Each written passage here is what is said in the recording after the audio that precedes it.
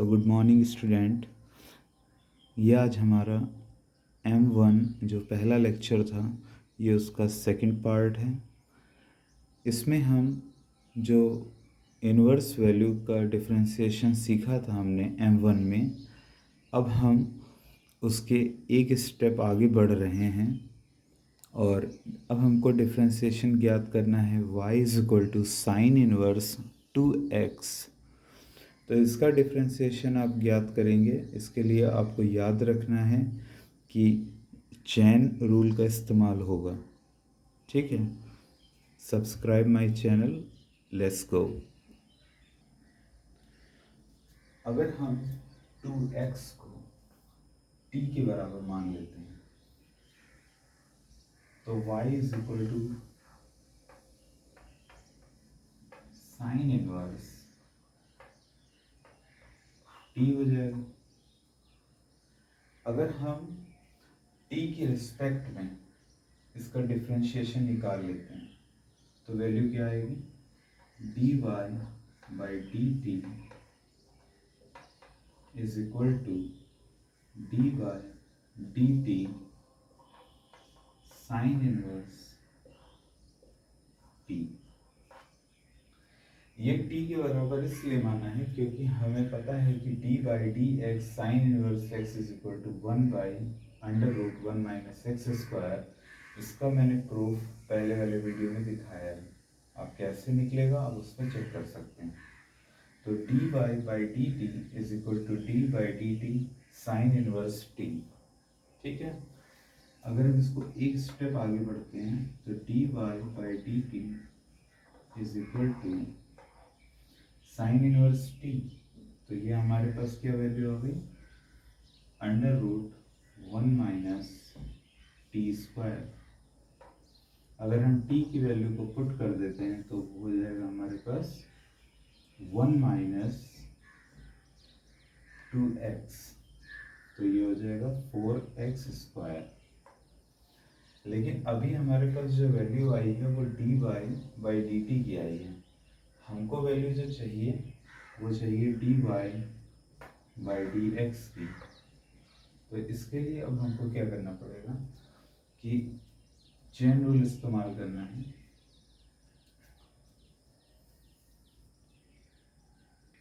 या आप इसको एक सिंपल मोड से भी कर सकते हैं। किस तरीके से कि अगर हम 2x is equal to t हमारे पास है, हमको ज्ञात करना है dy/dx। तो अगर हम इसका डिफरेंशिएशन निकाल देते हैं इस प्रकार होगा, देखिए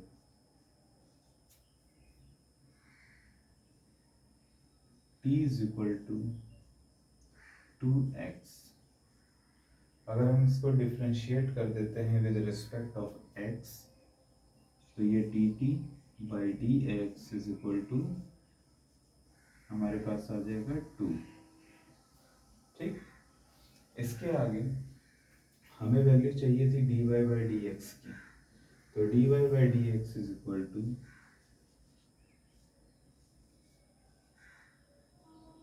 dy/dt इंटू dt/dx। दोनों की वैल्यू अगर हम पुट कर देते हैं तो dy/dt की वैल्यू हमारे पास दी हुई है और dt/dx की वैल्यू भी दी हुई है। तो ये क्या आ जाएगा, 2/√1 - 4x²। तो ये हमारा फाइनल आंसर हो जाएगा। इसमें अगर कोई प्रॉब्लम आती है तो आप हमसे कमेंट में पूछ सकते हैं। अब हम एक स्टेप और आगे बढ़ रहे हैं। पहले हमने क्या देखा कि जो x था उससे एक गुणनफल दिया था 2 के रूप में। अगर अब हमें वैल्यू प्रोवाइड कराई गई जिसमें x अंडर रूट में है, ये √3/2 भी हो सकता है, ये किसी भी फॉर्म में हो सकता है, ये x² भी हो सकता है। इस कंडीशन में अगर हमको वैल्यू निकालनी है, उसका डिफरेंशिएशन निकालना है, ठीक है, तो उसके लिए क्या इस्तेमाल करना होगा,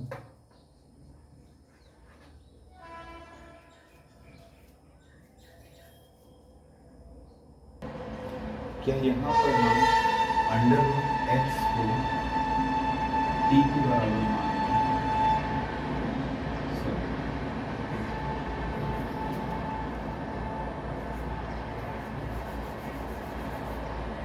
क्या यहाँ पर हम अंडर रूट एक्स को टी के बराबर मान लेते हैं, या t is equal to under root x, तो हमारे पास वैल्यू क्या आ जाएगी? y is equal to tan inverse t। Differentiation हमको पता है कि अगर विद रिस्पेक्ट ऑफ x के tan इनवर्स x का निकालते हैं तो ये हमारे पास 1/1 प्लस एक्स स्क्वायर होगा। तो dy by d T, D by d T tan inverse t, ये हमारे पास आ जाएगा 1 प्लस टी स्क्वायर। ठीक है,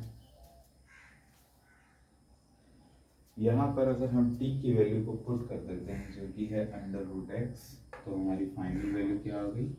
1/1 प्लस एक्स। लेकिन अभी क्वेश्चन क्या था कि tan inverse x is equal to y, जिसमें हमको dy बाई डी एक्स ज्ञात करना है। लेकिन अभी हमारे पास वैल्यू जो आई है वो dy बाई डी टी की आई है। तो अब हमें सेम रूल अप्लाई करना है जो लास्ट क्वेश्चन में हमने किया था कि t is equal to under root x है, t is equal to under root x है, इसको हम कह सकते हैं x की पावर 1/2। अगर इसको हम डिफ्रेंशिएट करते हैं तो d t by d x is equal to 1/2,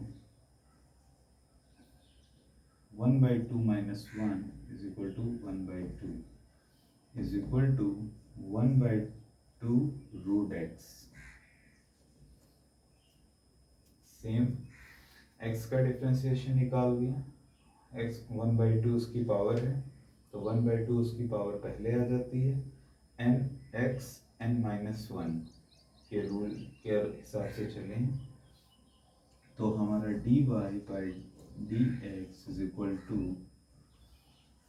dy by d t into d t by d x. इसको हम सिंप्लीफाई अगर करते हैं तो 1/1 plus x is into 1/2 root x. इसको हम इस तरीके से लिख सकते हैं 2 under root x x plus 1। तो ये क्या हमारी फाइनल वैल्यू होगी? अगर इसमें भी अगर कोई प्रॉब्लम आती है तो आप हमसे कमेंट कर सकते हैं। अब हम थर्ड क्वेश्चन की तरफ बढ़ रहे हैं जिसमें x tan inverse x is equal to y दिया हुआ है। हमको पता है कि d by d x tan inverse x is equal to 1/1 plus x square, जो कि अगर आप इसका सिंप्लीफिकेशन किस प्रकार से इसको डिफ्रेंशिएट किया जाता है अगर आपको सीखना है तो आप हमारे वीडियो M1 में देख सकते हैं, special differentiation of special function. तो अगर हमारे पास ये x tan inverse x is equal to y दे रखा है और हमको dy बाई डी एक्स की वैल्यू ज्ञात करनी है, तो इसका सिंपल आपको यहाँ पे आपको चेन रूल के बारे में पता होना चाहिए, जो कि प्रोडक्ट रूल के बारे में। प्रोडक्ट रूल हमारा क्या बताता है आप यहाँ पर समझिएगा। प्रोडक्ट रूल है कि जैसे हमारे पास दो पद दिए गए हैं, दो स्टेप्स हमको यहाँ पे यूज़ करने हैं। यहाँ पर इसको मैं क्या कह सकता हूँ, जैसे दो पदों का गुणनफल दिया है, ठीक है। तो दोनों पदों का अगर हम गुणनफल ज्ञात करने की कोशिश करते हैं तो उसके लिए हमें जो प्रोडक्ट रूल इस्तेमाल करना होगा, इस तरीके से आपको सीखना है। हमको पता करना है dy by d x is equal to क्या होगा। हमारे पास प्रश्न में दिया है x tan inverse x is equal to y. तो अगर हम प्रोडक्ट रूल लगाते हैं तो d by d x tan inverse x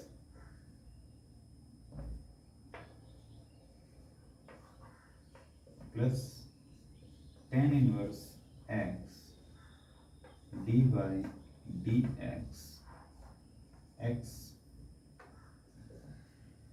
जब हमने पहले को हमने कांस्टेंट कर दिया और दूसरे का हमने डिफरेंशिएशन निकाल दिया, दूसरे को हमने कांस्टेंट कर दिया, पहले का हमने डिफरेंशिएशन निकाल दिया। ठीक है, तो इस कंडीशन में ये आपको याद रखना है कि ये दोनों डिपेंडेंट होने चाहिए, इंडिपेंडेंट होने चाहिए। इंडिपेंडेंट होंगे तभी आप इस रूल को अप्लाई कर सकते हैं। अगर डिपेंडेंट जैसी कोई कंडीशन है तो ये अप्लाई नहीं हो पाएगा। ठीक है, उसके लिए हम नेक्स्ट वीडियो में डिस्कस करेंगे। तो अगर हमारे पास x, अब हम डिफरेंशिएशन कर रहे हैं,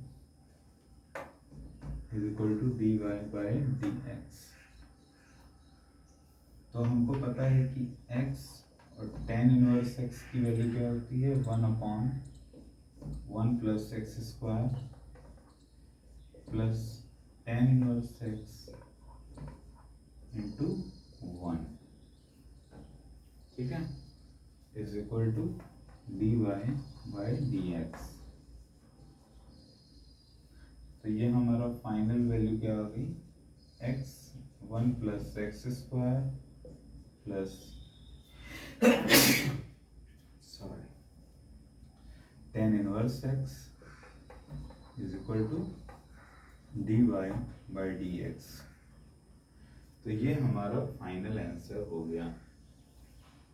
ठीक है, जब हमको डिफरेंशिएशन निकालना होगा, जहाँ पर दो पदों के बीच में गुणनफल है और दोनों ही पद हमारे इंडिपेंडेंट हैं, इस कंडीशन में हम जो रूल का इस्तेमाल कर रहे हैं वो प्रोडक्ट रूल है, जिसमें जब हम पहले को कांस्टेंट दूसरे का डिफरेंशिएशन प्लस दूसरे को कांस्टेंट पहले का डिफरेंशिएशन निकालते हैं। Is that clear? अगर कोई प्रॉब्लम आती है तो आप हमसे कमेंट करके पूछ सकते हैं। जो हमने पहला क्वेश्चन सॉल्व किया था ये कुछ उसी तरीके का है, जिसमें sec tan inverse x is equal to y, जिसमें हमको ज्ञात करना है dy बाई डी एक्स। ठीक है, हमको क्या ज्ञात करना है, dy बाई डी एक्स क्या होगा। हम क्या करेंगे कि t is equal to tan inverse x मान लेते हैं। ऐसे कंडीशन में क्या होगा कि हम इसको डिफरेंशिएट करना है। अगर हम वैल्यू मान लेते हैं तो ये simple y is equal to sec t। ठीक है, अब ये इजी वे में हो गया कि अगर हम इसको डिफरेंशिएट करना चाहते हैं तो हम कर सकते हैं। ठीक है, अगर हम sec t को विद रिस्पेक्ट ऑफ t से डिफरेंशिएट करते हैं तो उस कंडीशन में dy by d t is equal to d by d t sec t। इसकी वैल्यू होती है sec t tan t। sec t का डिफरेंशिएशन क्या होता है, sec t और tan t। ठीक है, अगर हम t की वैल्यू पुट कर देते हैं, sec tan inverse x tan inverse x, तो tan इनवर्स जैसे किसी भी जगह पे जहाँ गुणनफल होता है, जैसे x की पावर 2 और x की पावर 3, तो इसकी वैल्यू क्या निकलेगी, x 2 plus 3। Is equal to x की पावर 5। ठीक, तो उसी तरीके से जब हम 10 और 10 इनवर्स, तो ये +1 है, ये -1 है, तो ये हो जाएगा 0। तो ये हो जाएगा सेक 10 इनवर्स x, ये हमारे पास वैल्यू आ गई dy/dt। अब हमको वैल्यू चाहिए होगी dt/dx, जो हम निकालेंगे इक्वेशन 1 से कि dt/dx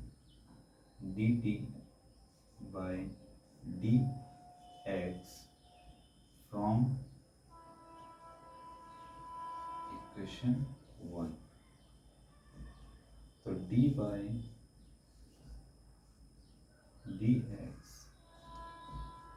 tan इनवर्स x, तो ये हमारे पास क्या वैल्यू आ जाएगी, 1/1 + x²। इसके बाद किस स्टेप में आपको पता है, जैसे क्वेश्चन 1 में अप्लाइड किया था कि dy/dx is equal to dy/dt into dt/dx। तो dy/dt की वैल्यू हमारे पास आई थी sec 10 इनवर्स x, और dt की वैल्यू हमारे पास आई है 1/1 + x²। इसको सिंप्लीफाई कर दें, यही हमारा फाइनल आंसर हो जाएगा। ठीक है, क्या आंसर होगा,